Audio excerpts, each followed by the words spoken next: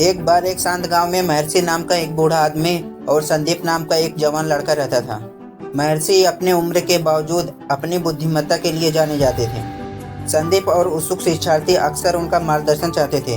एक दिन जब वे गांव के तालाब के किनारे बैठे थे, संदीप ने महर्षि से पूछा, आप यह क्यों मानते हैं कि शिक्षा इतना मूल्यवान है?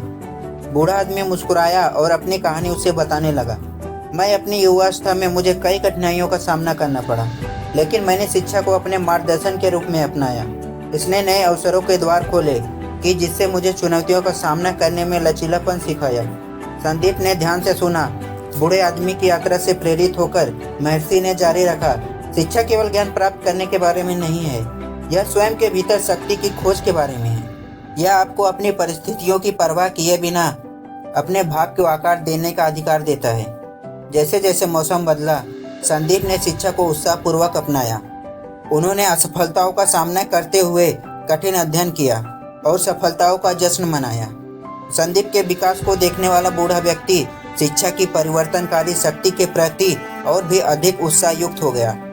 एक दिन संदीप उत्साह होकर अपने हाथ में डिप्लोमा लेकर महर्षि के पास आया।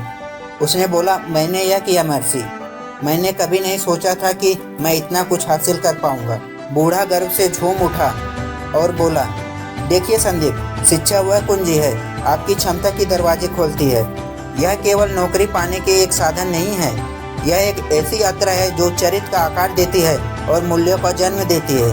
आप सकारात्मक बदलाव के प्रतीक हैं। अब महर्षि और संदीप दोनों मिलकर, जो कि शिक्षा के अमूल्य मूल्य पर जोर देते हुए और एक पूर्ण और उद्देश्य पूर्ण जीवन को आकार देते हुए गांव में दूसरे को प्रेरित करते रहेंगे। Thank you so much for watching.